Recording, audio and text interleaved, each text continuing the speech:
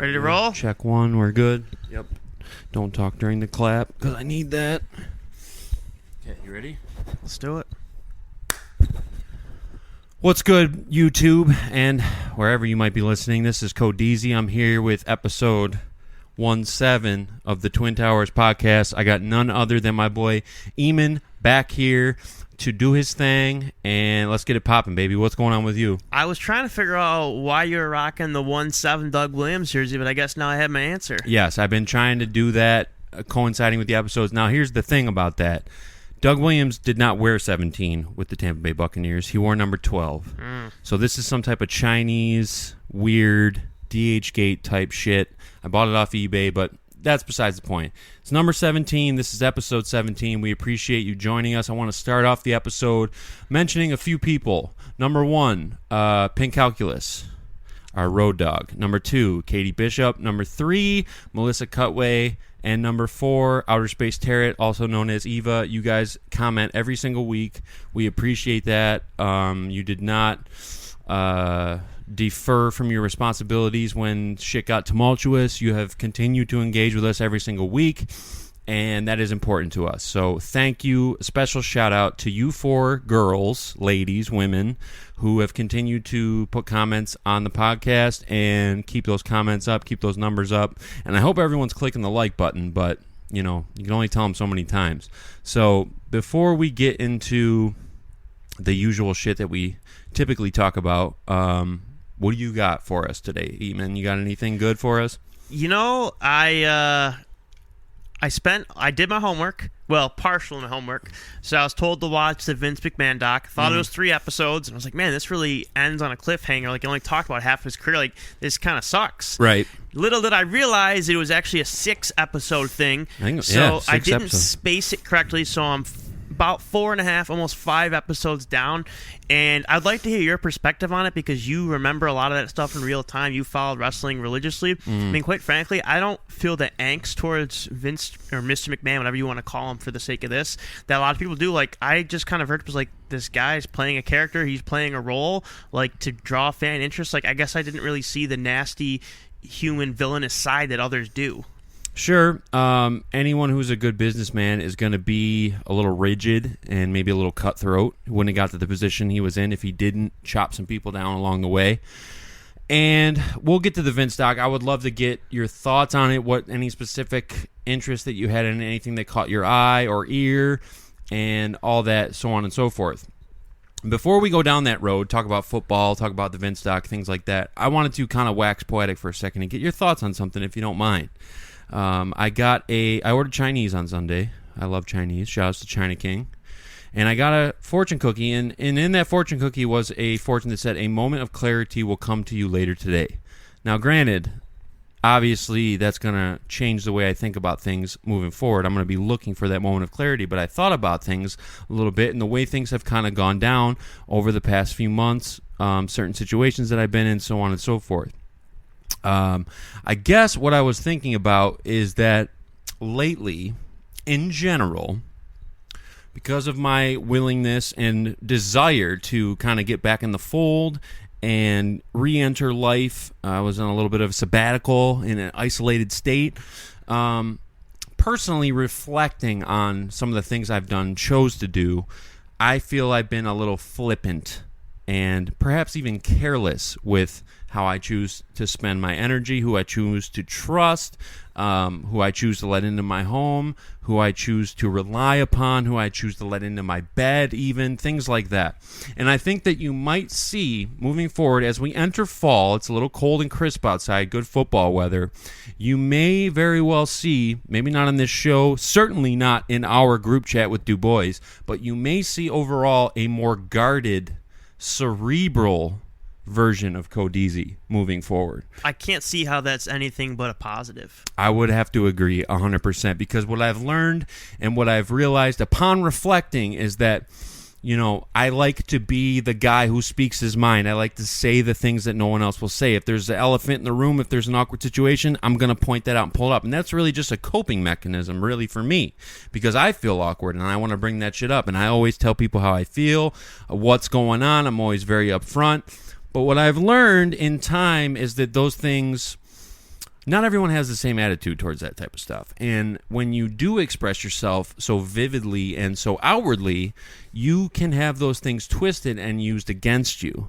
And I think it would be wise for me moving forward, having learned what I've learned over the past couple months, to maybe be more careful and not necessarily, shut shit down at the mall, as Drake would say, but just kind of be more careful about how I express myself, who I'm trusting, who am I giving information, who am I letting my true feelings known to, because the fact of the matter is that sometimes people, whether for personal reasons, professional or other, they have different motivations than you. They might have an ulterior motive, and if you are always showing your cards, per se, that can be flipped on you in a big way. So I think that you might see me start to recoil a little bit and be more measured in how I choose to express myself. I think that would be a good move for me. So I do want to ask a question about this. Was this a gradual thing that took a lot of time and it was kind of like a ship changing directions, was very slow and steady, or was there just one specific instant that made you just do a complete 180? It's been a slow and steady ordeal. I've been noticing things that have been popping up. I've been noticing it's something that has been brought up on the podcast before, and it's something that I've kind of feel like, at least, that I've dealt with all my life. And this is kind of, it's going to sound cheap when I say it, but, I generally speaking, despite my prickly exterior and the way I choose to handle certain things, being very open and direct, I'm a pretty nice and polite person. I generally want people to like me. I try to be good to everyone and treat everyone with respect. But on the flip side of that, I guess what I've noticed is, I don't go out searching for problems. My life is a very drama-free ordeal. I don't have drama in my life. If there's anyone who's bringing that, I will move away from that. But I've noticed over the course of my life, over the past 20 years or more, I just run into issues with people. And I'm curious if you have any insight on that, why you might think that might be.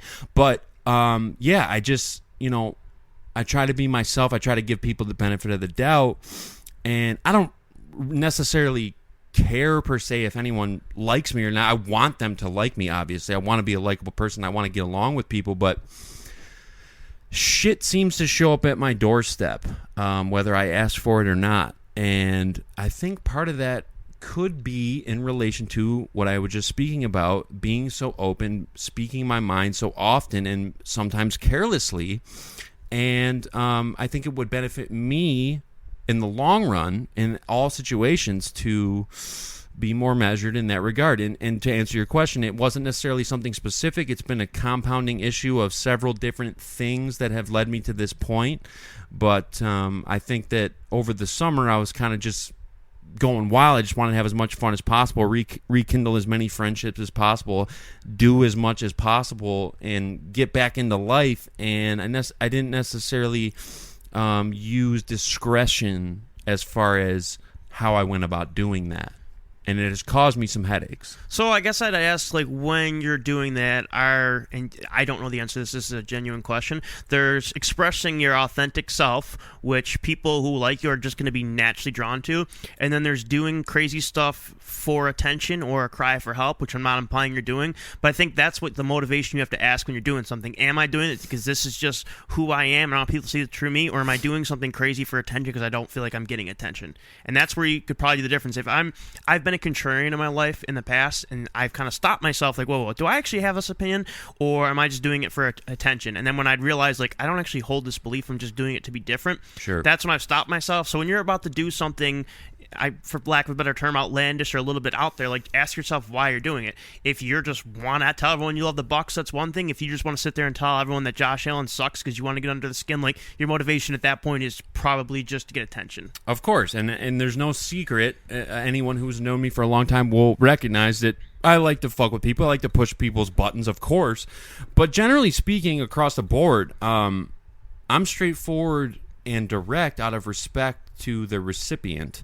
I want people to know how I feel about things, but there is the other side that you're bringing up that's very valid. I do like to fuck around people. I like to push people's buttons, see if I can get them off kilter a little bit. And I just think that it's causing more stress and negative situations for me than need be.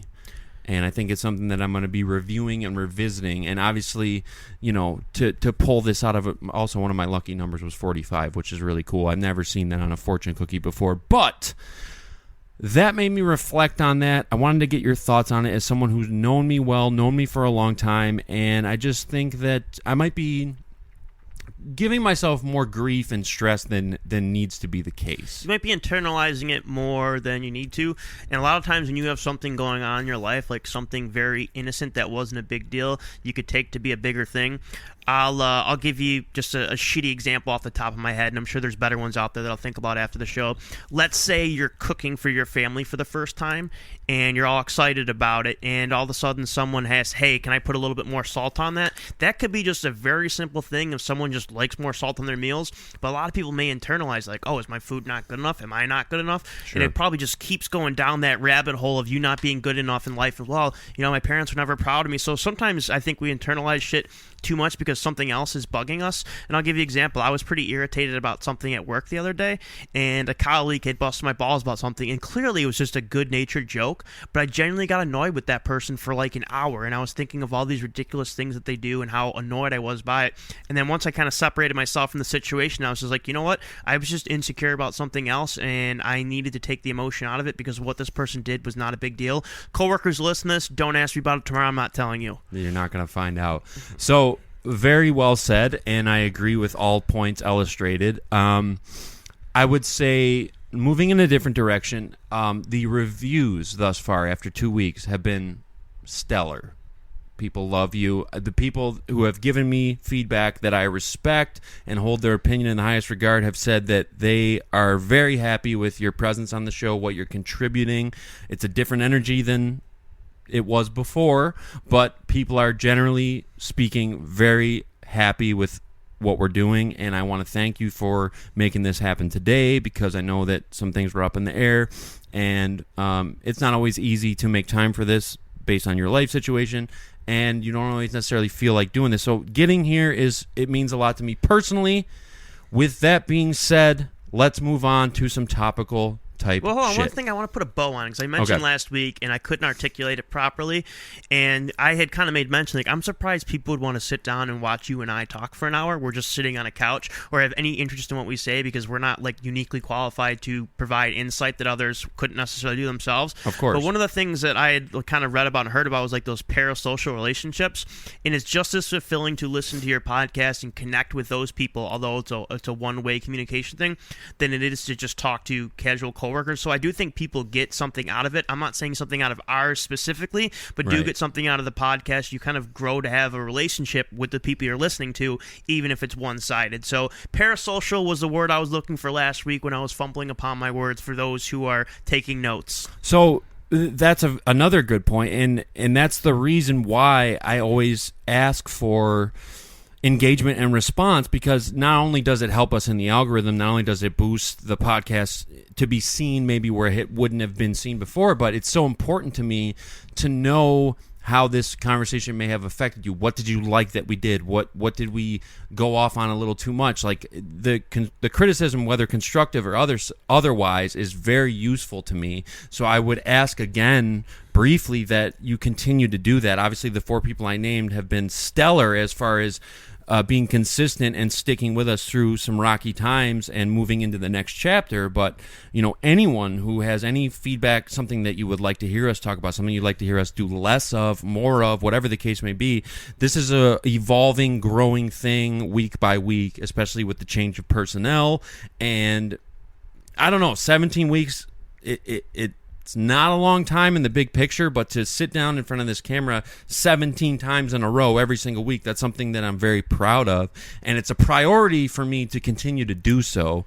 And the feedback that you guys give, whether it's positive or negative, is always taken very seriously. So rest assured that if you do leave a comment and you have something to say, regardless of who you are, what your standing is, whether I know you, whether I don't know you that well, I take it very seriously, and it can contribute to how we kind of shape the show moving forward. Well, and I don't want you to sell yourself short. One of the things that I think would be a criticism of you is that you always have these grand ideas and it's very well planned out, but I think once it gets to a certain point, you kind of hit a wall and just lose interest in it. Definitely. And if you were to give me an over-under of podcast episodes you would do until you kind of get sick of it and move on to something else, I probably would have said 10. And the fact that you're still hammering away at 17, the fact that adversity came, and the fact that you had a co-host where things just didn't work out, who's at fault, completely irrelevant. But the fact that you kept going, I think, kind of shows that there's a change in you. The only thing I would talk about with your flippant change is don't let the pendulum swing too far the other way where you're stifling yourself and you're scared to say anything because you don't want to alienate somebody, because then that kind of ruins the Cody Butler experience. I agree with you on that. Again, that's the third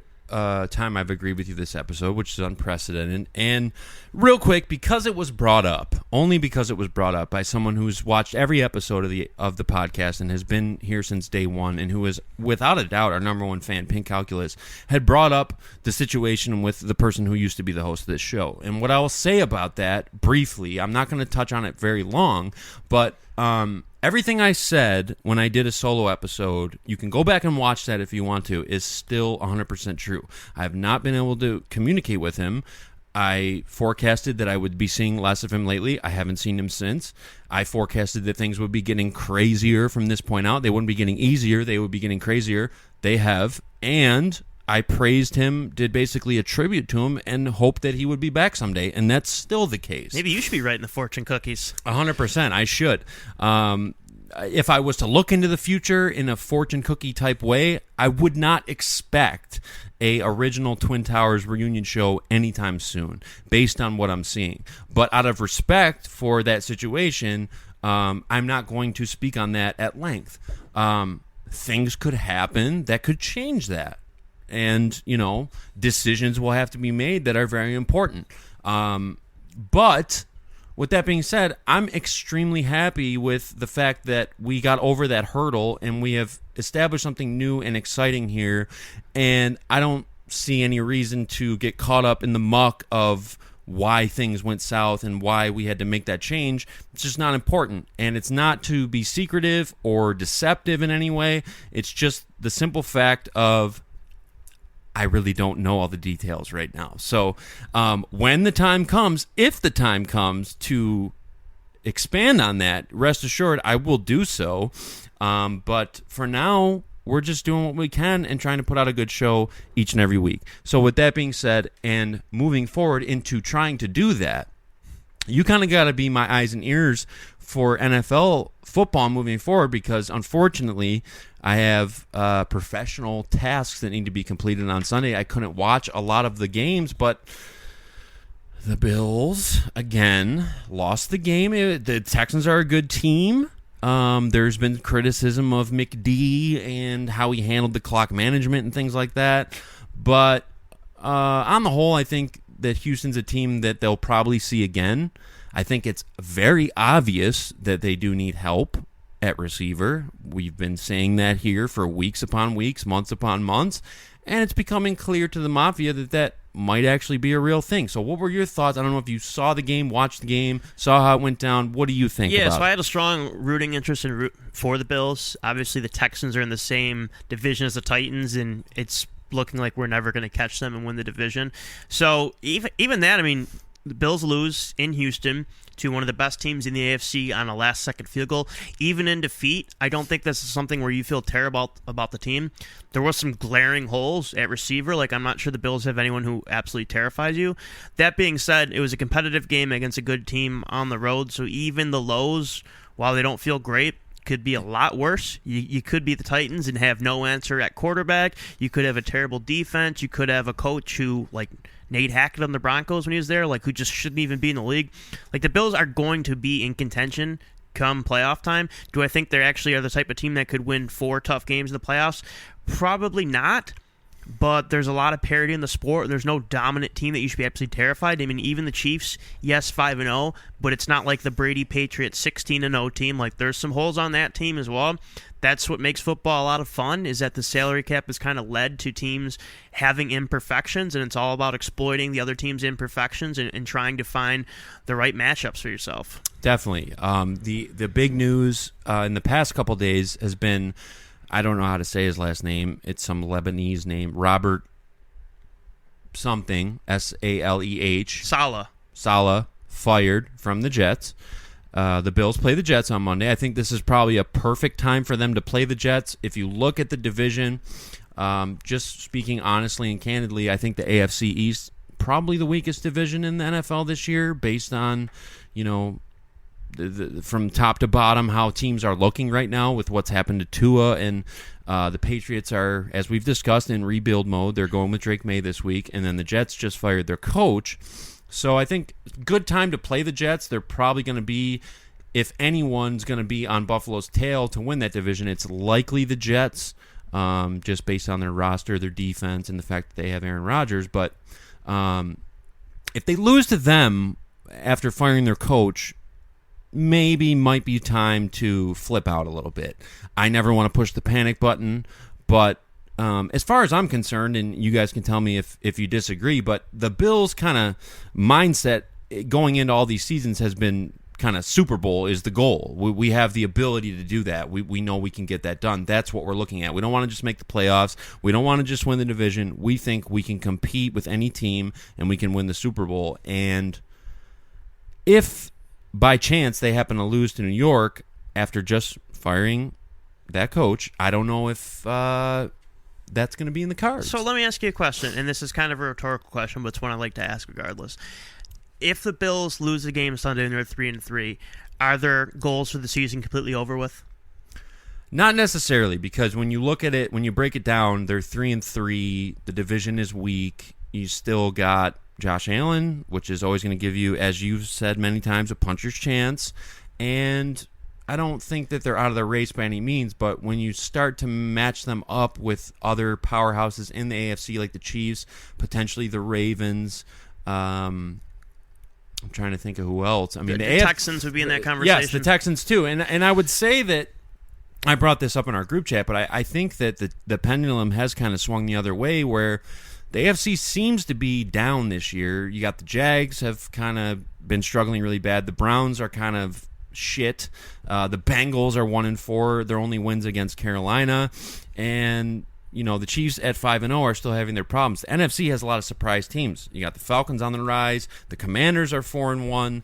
The NFC North is loaded. So I think that maybe it could benefit them where it's not a weak conference, but the weaker of the two conferences. I think that they'll be in contention still, but I would love to see them be aggressive and try to make a move. I mean, there's nothing wrong with admitting that you were wrong. My whole thing is, I feel like their modus operandi, their whole agenda this year was to prove to Stephon Diggs and to the world at large that he wasn't vital. We didn't need him. So that was the big focus, when really the focus should have been on, we need to beat Kansas City in the playoffs. We're going to do whatever we can to do that. We're going to load up on talent to do that.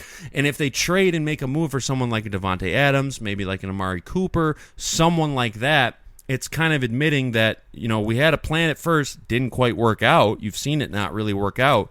Josh Allen with a 30% completion percentage was the worst anytime 30 passes have been thrown in the last, 45 some odd years. I can't recall the stats off the top of my head, but a bad game for him for sure, and I think that the reasons why are very clear. But you have to be willing to admit that maybe you made a mistake, maybe you didn't load up with enough talent at the wide receiver position, and make a move. I would like to see them do that. So a couple things. When I said, does it change the season? The answer is no. They could still easily go 12-5, have a 2 or 3 seed, still could win the Super Bowl, still could advance to the Super Bowl. So, yes, I understand that it kind of changes the trajectory of the season, but that game does not completely alter the season at all. And the thing with the AFC being weak and there being no dominant team in there, you could have an 11-6 season and still get hot in the playoffs and still make the Super Bowl. So I wouldn't overthink that one. I don't think it's as drastic as we like to do, but in sports media, that's kind of a big thing. We like to stress the importance of one game, but typically it's not going to change your season that much. What I would say is, and I think you've kind of had a good point here, is you don't want to have the same mistake beat you twice. And what I mean by that is, okay, maybe you traded Diggs and maybe you think it's affecting the season. You don't want to be so stubborn to prove your point that you neglect to make another move. Like, once you make a mistake, it's like a sunken ship or sunk cost, whatever you were. Just be done with it and make the right decision. Don't be so attached to being right on that you continue to bury yourself even further. And I don't know if the answer is to go out and get a superstar receiver. Maybe somebody comes along like a Keon Coleman ends up being a lot better as the season progresses.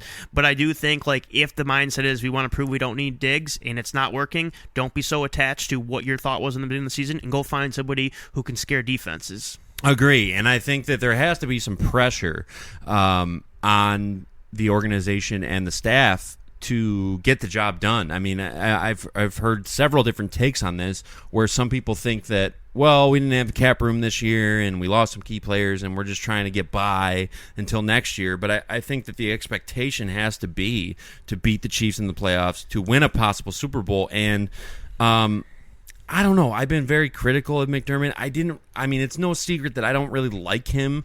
Ever since the Tyrod Peterman move, that soured me on him in a big way, and there's been several blunders since. There was the Hail Murray, there was 13 seconds, there was this ordeal here in Houston, and I mean, at a certain point, you do have to cut your losses, and I respect what he did as far as turning the franchise around from a laughingstock to a legitimate playoff team, but I do think that the clock should be ticking on him. I think his seat should be heating up, and if they struggle this year and can't get the job done, it might be time to look elsewhere. I don't know if I buy the whole rebuilding mode, we're shooting for the next year type talk. I think anytime you have a top 3 or 4 quarterback in the league, you only have that window for so long. Josh Allen's not going to play 30 years. Patrick Mahomes is not going to play 25 years.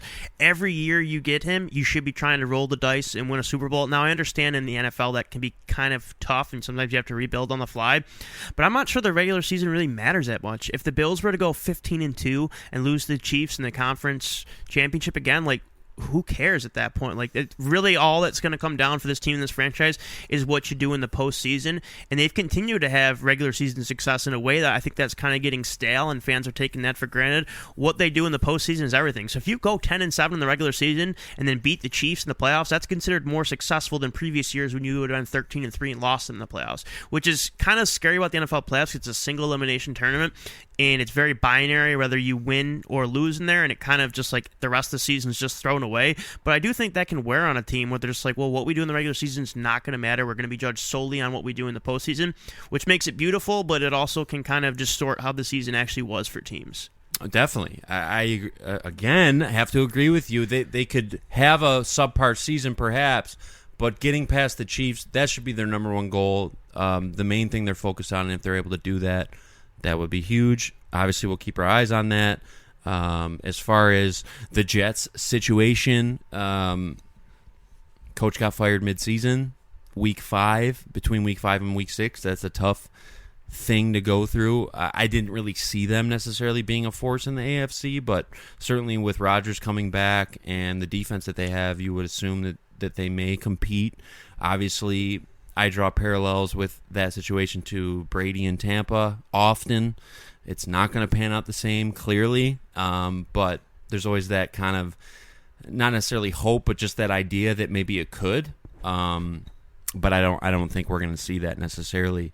So if you look at the division overall, you got the Jets, who are in flux, just fired their head coach, the Dolphins, who have lost their quarterback, and the Patriots, who are in rebuild mode and starting a rookie QB. Bills have everything in front of them. So that's the beautiful thing about the NFL. And earlier I had talked about how I was really rooting for the Bills to beat the Texans. It doesn't necessarily matter what the other 31 teams in the league are doing. It only really matters what the 3 in your division are doing. Because if you win your division, you're automatically in the playoffs. You automatically have a home game to start. So that's why most of the focus should be in division. So even if the Bills don't feel like they're at that level of the Chiefs or Ravens at this point, it's kind of irrelevant, because if they win their division, at worst, they're a 4 seed and they have a playoff game at home. Right, and at that point, getting in the tourney is the hardest thing, and once you're in there, you obviously have a chance. Crazy shit can happen. Exactly. Patrick Mahomes could sprain an ankle. Joe Burrow could throw 5 interceptions, or Lamar Jackson could have 4 fumbles. Any game, any single elimination tournament, crazy shit happens. Just getting there and getting lottery balls, if you will. So getting there is the main key. You never know. We see it every single year. So I have to viciously take a piss. I'm going to let you speak on your observations and takes on the Vince McMahon documentary that you've seen thus far, and I will come back and address them momentarily. Yeah, absolutely. So, obviously, one of the bigger shows on Netflix at this point for wrestling fans and those who don't follow wrestling. I don't follow wrestling at all. Obviously, I knew names like Hulk Hogan or Stone Cold Steve Austin or The Rock. Those are household names whether you follow wrestling or not. Going into it, I had known that Vince McMahon, the CEO, or I guess former CEO in this case, of WWF, was considered kind of a villain, kind of considered a bad guy. So I went in with these expectations that he was just going to be this horrible antichrist. And the more I watched the documentary, the more I kind of thought, like, no, this guy's just a great promoter. He's creating a character that people like to root against, but he's just a good businessman. Now, I will say that I haven't completed the doc, and there may be some stuff that come in the last episode that makes me eat my words. So I am saying that while acknowledging that I haven't finished it. I guess the one thing I would ask you, Cody, and I kind of laugh at this because the wrestling fans I know are really intelligent, cerebral people, but when I watch the document, it seems like the people from Idiocracy, like clearly what they're doing is staged. Like he wasn't actually cheating on his wife in the storyline. The thing I'm referring to is when he was pretending to have an affair with Trish Stratus, and they were poisoning Linda, who would be Vince McMahon's wife, and all the fans like thought he was a scumbag for cheating on her. Like, are you people that not even that stupid where you don't realize that this is just theater? Well, you know what's crazy about that, and I can speak on this having had experience in the wrestling bubble for many years at this point. It's not usually the people who follow wrestling and who know the deal and who watch it every week who have those takes. It's usually people from the outside who come in and see Vince making out with this hot 26-year-old fitness model, and they have a problem with that. Most of the people who watch wrestling week to week, who are into the dirt sheets, who are into the storylines, they understand the point that's trying to be portrayed, and they let themselves suspend disbelief and get into that. So generally speaking, the people who criticize that and who use that as some sort of, knock against Vince is not usually coming from within the bubble.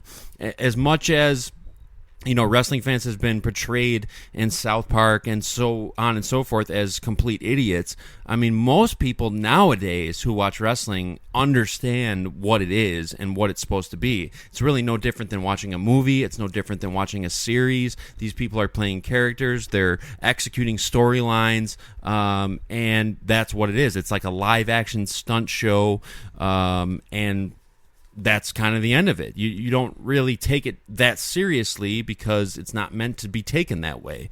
But when people try to critique Vince's actions, especially in light of these allegations, and I will say that in episode 6, you're going to see some shit that's probably pretty disturbing that might change your take on this whole thing, because what was alleged was, in fact, quite disgusting and shocking, actually. But generally speaking, the people I know that are wrestling fans, the people I've engaged with, they understand the score. Like, they know what's up. It's the people that don't really follow it that kind of get mixed up and muddied with what's real and what's not. And I don't know that we've ever seen a promoter, per se, that willingly and obviously plays a character on TV. Like, there's people like Don King and Dana White and so on and so forth. They might be performing on some level, but generally there's a very strict line between performance and business, whereas Vince was a heavily utilized on-screen character that was a huge part of the show, and so it's hard for people to differentiate between what they saw on TV, that evil heel Mr. McMahon character, and who he is in real life. Now, I'll say that obviously the allegations in episode 6 might change your mind. That's a huge part of the story, but yeah, Vince is a genius businessman. He's one of the best heels, villains, as they would say, of all time. And he was the top heel in the most profitable, popular era of pro wrestling of all time. And I think that it's easy to grab those screen grabs and little clips of things off TV that he did at that time, but you have to understand that he was trying to be the most despicable, hated person on that TV show at that time. So, I mean, you can't really equate that with his real life behaviors, even though there is some overlap. So there was some I think like taking those little snippets and getting offended about, that's kind of a microcosm of society in general. There's a couple of podcasts I listen to where I'll listen to the whole episode and there'll be context of it, and then I'll see something online that says Bill Simmons said or Ryan Russillo says, and like clearly they were joking and they had said the context around their joking and they were just making fun of a ridiculous take.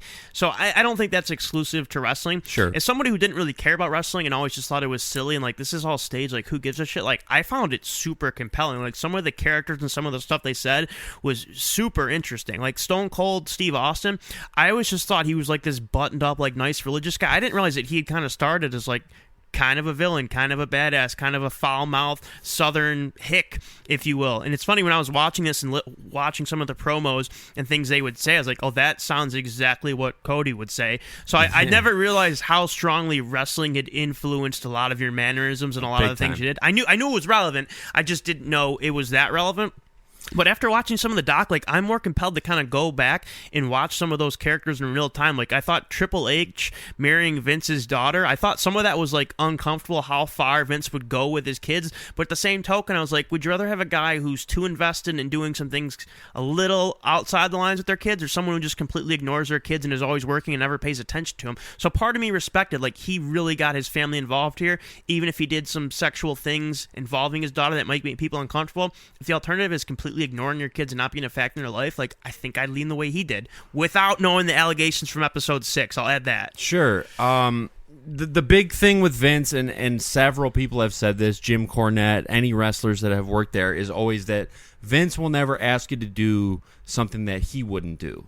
And there's this legendary kind of clip that's kind of grown in importance over the years where they were going to have Shawn Michaels at WrestleMania 12 come down on a zip line for his entrance, and there's footage from earlier in the day of Vince coming down on that same zip line. And if you look, Vince, even in his late 40s, early 50s, late 50s, and so on, was willing to perform and do crazy stunts and do crazy things. And when you're working for somebody like that, that has to be inspiring on some level and make you want to go all out. It's the same thing with his son. Shane McMahon is known for doing the most ridiculous stunts of all time, falling off of really high structures and doing all these crazy jumps and moves and all that type of shit. I don't know. Just thinking about his legacy as a businessman, it bugs me, honestly, to see what's going to happen to his legacy, because ultimately he's going to be tied to these allegations and he's going to be remembered for those things. But as far as a promoter and as far as what he was able to do in the late 90s, early 2000s, even something that flopped like the XFL, which completely flopped, only had one season, didn't take off the way they expected, just the delusions of grandeur, even if you want to call it that, and the aspirations to do something like that and make a new football league and take on something as prestigious and solidified as the NFL, like those type of aspirations and willingness to go out on a limb, like I can't help but admire that. And I've always admired Vince McMahon as a one-of-one type of guy. I've never seen anybody quite like him, never seen anybody who's willing to do what he does, and never seen anybody build an empire like he was able to do. And it's just unfortunate that I'm glad the story's being told so that people like yourself and others who don't know all the details can get a glimpse of what, you know, I grew up watching and how important that was to pop culture, because from 1997 to 2001, 2002, wrestling was part of pop culture. It's not necessarily anymore, but I mean, it really was that popular. And it's just unfortunate that at the end of the day, he'll probably be more so remembered for the scandals and the shit that happened that was not on the up and up. So one thing that they said in there, and I'm certainly not talking about sexual assault, so I hope this isn't misconstrued, is they talked about some of the things that they were doing that were over-sexualized, and they were more talking about the male wrestlers there. And they said you have to remember, like, the time. Like, we lived in a society that was over-sexualized. So looking at through a 2024 lens, like, it probably makes some of us cringe, but at the time it wasn't as cringe-worthy. And I think that's kind of an important important lesson to do with anything. Like, my daughter was talking about a historical figure the other day and said, like, he's a bad guy. And I said, yes, if he was doing exactly what he was doing in 2024, he'd be considered a bad guy. But you have to remember, in the early 1900s, times were different. I'm not excusing this type of behavior, like, it's still not acceptable, but if everybody else is doing it, it's a little bit more normalized. Like, drinking and driving, like, when our parents were growing up, it certainly wasn't something that was celebrated, but it wasn't as big of a deal. Once they kind of realized, like, what it could lead to and the crashes and all the horrible things, that's when there started to become a negative stigma around it. So you just have to remember the time frame when you're discussing that type of stuff. No, I agree. And Triple H, I think, points that out at one episode of the documentary. I can't remember what it was, but it's like, you know, if it was today and we were going to make those decisions, like, would we do the same shit on TV? No. But who's worse, the people who do it or the people who love it? And the fact remains, after all these years, after all these decades have gone by, 1997 to 2002 was hands down the most popular era of pro wrestling that will ever exist, in my opinion. I don't see them ever reaching that peak. They make more money now through TV deals and live event sales and things like that. They're technically more profitable, but as far as popularity and impact on pop culture, it will never reach that level again. Why, though? Why? What's your theory? A big part of it was that WCW was still alive, and they were competing on Monday nights. You had the Monday Night Wars going on. Secondly, there's not guys that are like Stone Cold and The Rock and Shawn Michaels and Triple H that just come around every day. It was the Wild Wild West. Stone Cold and The Rock are the biggest stars of all time. We talked about this yesterday in the group chat. Generational stars. If you got one Stone Cold for 10 years and then you got one The Rock for 10 years, you would be set. You'd have two guys that can carry the company, put the logo on their back, and take them to heights they've never been seen. They were rivals. It was Stone Cold and The Rock. It's just lightning in a bottle. You're not going to see that again. And just the way that pop culture was, the way the times were, like you mentioned, looking at it through that lens of how things were and how things were delivered with the advent of the internet and Twitter and all that type of stuff. It just, like I said, couldn't put it better than saying lightning in a bottle, man. Like, they just struck gold with something, and I'm very happy to have grown up when I did and be able to witness that. That type of shit shaped how I looked at life and the way I act today. Like, growing up on the Attitude Era and Jackass and Sandler films and shit like that, that was very important in turning me into who I am and the type of humor that I have. And there's certainly a group of people that would think that kids shouldn't have even been watching that, but I was obsessed with that shit. It was edgy. It was made for the 18 to 34 male demographic, which, you know, nowadays it's more based towards kids, and it was just something that honestly I can't imagine ever seeing again. I can't imagine a hot period like that, a boom period of wrestling ever coming around like that ever again, based on how society's changed. You made an interesting point about how that type of stuff shaped you during your formative years. I can't overstate like how many things like in my childhood that like were big to me at the time have just completely altered how I think about certain things. Some things I've even had to like challenge myself as I got older. Whoa, why do I actually think that? And you just kind of realize like TV shows, sports, just people around, like how much that can completely alter how you view the world. I mean, something like Jackass, like somebody causing themselves self-harm for the sake of laughs, like if you look at that in a vacuum, that's absolutely stupid. Yeah. But we saw how famous those guys were and what a reaction they got and how much we all loved it. So it completely changed how we thought about it. If I were to explain that to like my dad or mom at the time, they'd have been like, wait, so you are slitting your toes with a piece of paper? Like, why? What does it matter with sandpaper. you? Yep. Yeah, I mean, it's a crazy thing to think about because nowadays, I don't think Jackass would come out on TV. I don't think that the Attitude Era, as it were, the things that they were doing as far as sexual based storylines, violence, things like that, you wouldn't see it nowadays. You just wouldn't. So it was cool. I mean, I've said ad nauseum, and I've said this for years, and I believe this to be true, that 1999 truly was the peak of pop culture. That was before the internet took a stronghold on things, and that changed everything. And at that time, the music business was still intact. things like even if you think about something we talk about every week, like the NFL. If you watch the NFL today, it's not the same game that we grew up watching. Now, is that a good thing or a bad thing? You can make that argument. Certainly players are safer now. There's less people playing with concussions and shit like that, but people love violence, bro. People love people getting fucked up, and those hard hits is what sells the product at a certain level. And it's been hard for me to try and adjust to this new world that we're living in, because it's like when things got pushed to the edge and pushed overboard and taken as far as they could go, I loved that shit. I loved it as a kid. I love it now. And I love to see that type of shit nowadays, but you just see less and less of it, really. Well, and I think the thing, too, is that, like, there's probably an innate feeling where people absolutely love seeing this, but there's some shame on that. Like, us loving watching guys get absolutely jacked up in football, like, that's something we would talk about in a group, but, like, I'd be careful saying that in a work setting because of, like, some of the things we've seen with players and the concussions and that they could barely walk in their careers and how crazy that is. So there is something inhumane about what they're doing to their bodies, but I do think deep down, like, we do kind of crave that. Like, you got to remember, a couple hundred years ago, we were out barely dying, like chasing around wild animals. Now we live in like such a comfort zone where like the mildest inconvenience, oh, my internet doesn't fucking work, now I'm going to be in a bad mood for 3 hours. Like, our lives have, by all metrics, have gotten significantly better, but I feel like we moved the goalposts on what our actual problems are. Like, my problems today would pale in comparison to what my dad went through, or my grandpa went through, or his grandpa went through. Like, actually being starving, like going to war and being worried about being killed. Like, the worst thing that can happen to me is like I have to pay $50 for gas when it would have been $35 a couple of weeks ago. I just think that there's no denying human nature, right? So, like, when you look at the ratings, the TV ratings that someone like Sable, I don't know if you got to that point in the documentary where they covered Sable. And then she came back, right? Yes, she ended up suing the WWE. She ended up coming back. But the point I'm going to make is she was a sex symbol.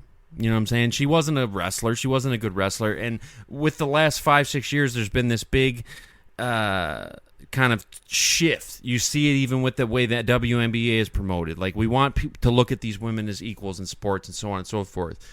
When a Becky Lynch versus Bayley match puts up the ratings that Sable did, taking her fucking pants down or taking her top off, then I'll give it credence. Because it's like Triple H said, who's worse? The people who did it or the people who enjoyed it? The people who bought the merchandise? The people who tuned in every single Monday night? We want what we want, and sex sells. It's just a fact of life. Well, also the demographic of it, too. Right. Is, I mean, it was males 18 to 34, like, where's their target demographic? So I'm not necessarily saying that, like, putting sex symbols on there is the right thing to do, but when that's your demographic, like, it kind of makes sense why they'd be doing it. 100%, dude. I mean, I can think back about when I used to watch that shit, and they would, I mean, they did crazy shit. They did, like, literally now it's treated as a sport. The women are treated as equal as men. They've main evented WrestleMania. They've main evented pay-per-views. There's been an all-women's pay-per-view. When I grew up watching that shit, it would be Sable versus Tori Wilson in a bra and panties match. You know what I'm saying? And I'm not going to miss that. As a fucking 11-year-old dude, I'm not going to miss that. When Sable and Tori Wilson teamed up to pose in Playboy, I mean, that's a cornerstone moment of my fucking life. So it's about who you're going after, I guess. And granted, things have changed. They went public in 2002. That changed everything. They wanted to bring more sponsors on board. But it's wrestling at the end of the day. It's fucking wrestling. It's fucking fake. It's fucking bullshit. It's a show. Just make it as entertaining as can be. If these women go out and wrestle and they have a normal match and it's more entertaining than Sable and Tori Wilson stripping each other down to their bra and panties, by all means, that should be the show. But I just want to see the most entertaining fucking shit possible, and that should be the reason for it. Not any sort of political pressure, not any sort of social justice pressure, not any pressure to fit in to this certain box. It's like, what's going to put up the best ratings? What do the fans want to see? And if it's women wrestling in a serious way and competing like the men do, that's fine with me. But if it's not, then let's not pretend it is and shove that shit down people's throats, because, like I already said, sex sells, man. And When I watch wrestling, I want to be entertained. It's just like any show that I would watch. It's like any movie that I would watch. I want to be fucking taken for a ride. And a little fucking some sexy ladies in there that might make me more inclined to tune in. So if Vince McMahon or his predecessor is watching this, you know what Cody wants. Mm-hmm. So we got about 5 more minutes. What else you got for me? Let's see here. Let me check my list. Shit. We talked about the Vince doc. I mean, we could keep talking about the doc. Like, you seem like you're a wealth of knowledge for it. Like, I'm happy that you got to see, and I talked to Angelo about this as well. I'm happy that you got to see what the Montreal Screwjob finally was, because in my opinion, that's one of the craziest things to ever happen in sports. Like, to see a guy get double crossed on live TV on pay-per-view is insane. So let me ask you something: did the viewers know that's what happened, or no. is that something? Okay, no. So when Vince McMahon rings the bell, they just think that Shawn Michaels won. But you can see Shawn Michaels has the sharpshooter on him. He pulls his leg, reverses the sharpshooter, and the bell rings. So obviously something was amiss. But as far as wrestling crossing the boundary between fake and real life, we're never going to see anything like that again. And the kind of impact that had will never be felt again. As soon as Bret Hart left for WCW, that moment with Bret spitting into Vince's eye, that turned Vince into the heel villain Mr. McMahon character who will screw anybody over. And then you got the perfect hero, Stone Cold Steve Austin, who doesn't take any shit from anyone. And you got Vince, who's willing to screw his guys over to get what he wants. And that just led to, again, record-setting attendance, record-setting merch, a popularity level that we'll never see again. So let me ask you something. So, and maybe I just don't have the attachment to wrestling that you have. Let's say that the Bills are playing the 49ers in the Super Bowl, and Roger Goodell calls and says, hey, make sure you call a holding on every Josh Allen pass. Okay, clearly screwing over the Bills, but this is a sport which does not have a predetermined outcome. Mm-hmm. With wrestling having predetermined storylines, like, who cares who actually won? I don't understand why that's someone getting screwed over. Because here's the thing. When you have the belt in wrestling, when you have the World Heavyweight Championship, it doesn't mean that you can beat everybody. It doesn't mean that you're stronger than everybody. It doesn't mean you can whoop everybody's ass. What it means is it's almost like a Best Actor Oscar award. What they're saying as the company by putting the belt on you is saying you are the perfect guy for this role to be our heavyweight champion. You will draw the most fans in. You will sell the most merchandise. You're going to be the face of this company. And Bret Hart, the way he felt about it was that in Canada, he was looked at as a hero, and he hated the fuck out of Shawn Michaels. These are two fucking alpha males who just hate each other. It goes back a long ways. It's a professional rivalry. It's two of the very best talents at their time. You're talking about like fucking, I'm trying to think, like a Tom Brady and a Peyton Manning. Like, it's two guys who are just at the top of their game.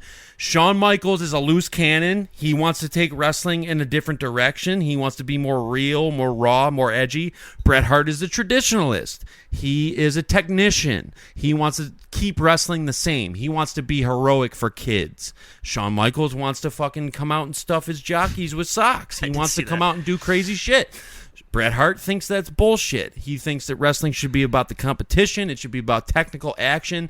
They just butt heads. They were just opposites. But they were two guys who were so talented in the ring, and their personalities just didn't mix. So then they're taking shots at each other, and that's why wrestling's so interesting to me, because when you're doing promos and shit, you have to hit on real life shit. Like, if you go out there and you're going to fucking cut a promo on Bret Hart and you're Shawn Michaels, you want to say shit that the fans will relate to. Like, you want to talk about how he's boring, how he can't really talk on the mic that well, and how he's fucking lame, and how you're Shawn Michaels, you're crazy, you're a loose cannon, and you're taking shit into the new era. And they just clashed on that level, like professional rivalry to the extreme.